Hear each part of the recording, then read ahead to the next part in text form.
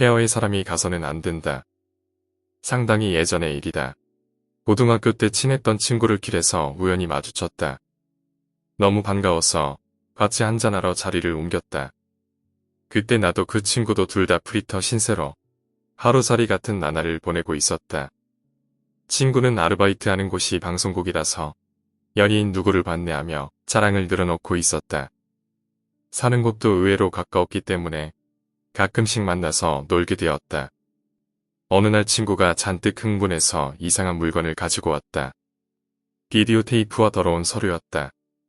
겉에 라벨에는 심령 폐허에 도전하다 라고 매직으로 굵게 쓰여 있었고 그 위에 빨간색의 매직으로 커다랗게 X자가 그려져 있었다.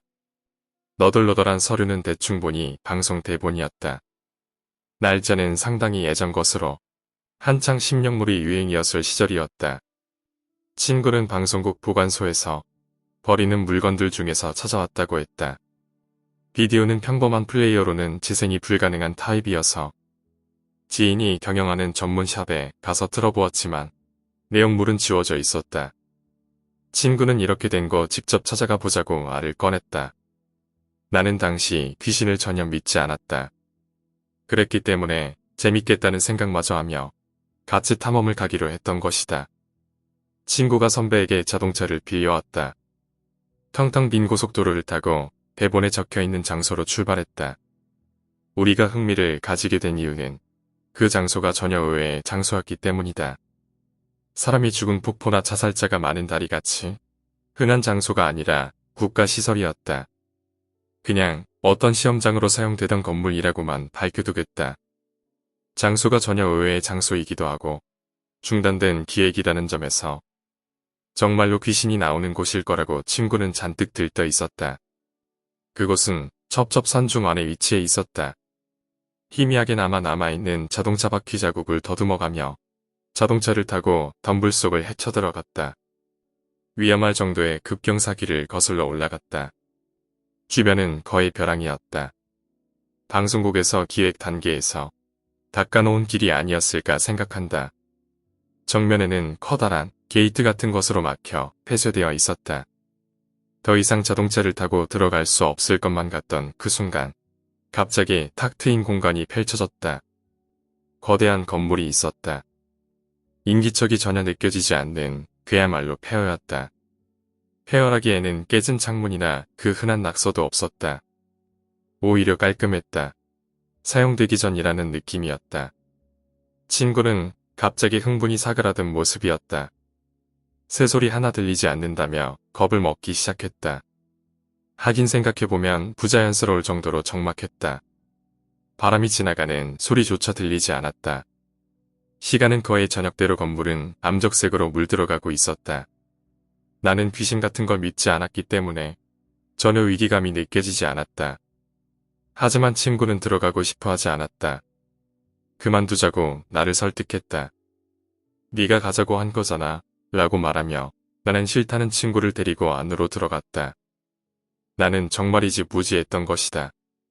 정면에 커다란 유리문은 한 짝이 없었지만 그 안은 거의 신축 건물이나 다름없었다. 이구심이 들 정도였다. 이런 곳이 어째서 폐허라고 불리우는 거지? 당장이라도 사용해도 무리가 없을 것 같은 상태였다. 폐하치고는 깨끗하지 않냐며 친구에게 말을 붙였지만 친구는 듣는 둥 마는 둥이었다. 친구는 집에 가고 싶다는 말만을 반복했다. 들어오자마자 가긴 어딜 가냐며 나는 2층도 보고 가자고 했다. 친구는 가고 싶지 않다고 했다. 나는 친구를 겁쟁이라고 놀리고 2층으로 올라갔다. 2층으로 가자 긴 통로가 기다리고 있었다. 또 통로 끝까지 쭉 창문이 이어져 있어서 꼭 학교의 복도 같은 느낌이었다. 통로 중간에는 소파가 놓여 있었고 흡연 장소처럼 재떨이도 놓여 있었다. 그리고 바닥에는 카메라가 뒹굴고 있었다. 촬영에나 쓰일 듯한 커다란 카메라였다. 완전히 망가져서 먼지 투성이었다. 나는 갑자기 무서워졌다. 여기서 뭔가 일어났던 게 아닐까 생각했다. 1층에서 친구의 목소리가 들렸다. 하지만 소리쳐 부르는 느낌이 아니었다.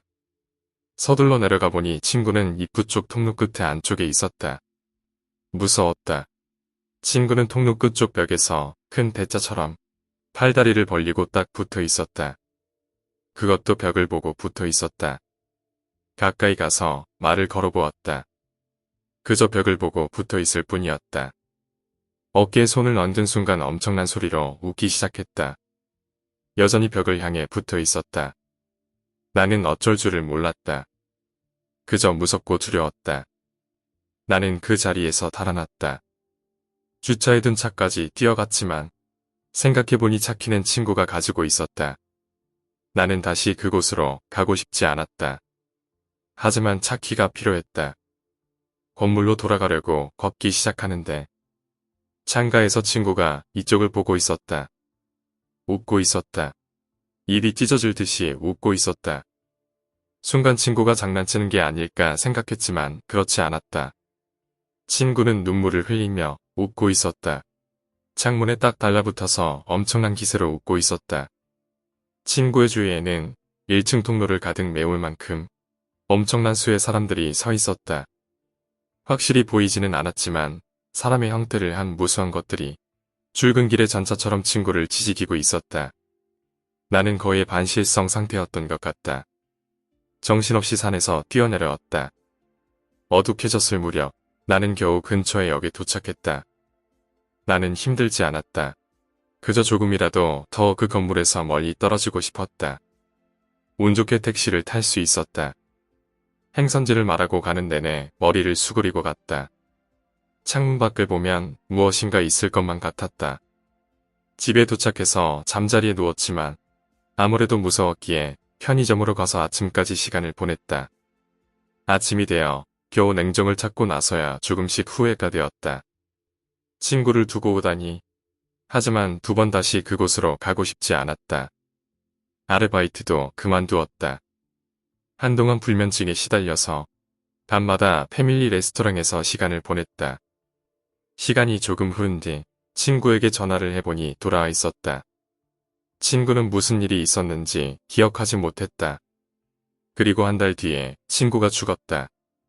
자살인지 사고인지는 밝혀지지 않았다. 그 폐허에 갔기 때문이라는 확신이 들었다. 그리고 나 때문이다. 내가 친구를 두고 도망갔기 때문이다. 방송국도 그래서 취재를 중단한 거겠지. 그것은 사람이 가서는 안 될 곳이었다. 오늘 이야기는 여기까지입니다. 오늘 이야기가 재미있으셨다면 구독과 좋아요, 댓글 부탁드립니다. 댓글은 저에게 큰 힘이 됩니다. 감사합니다.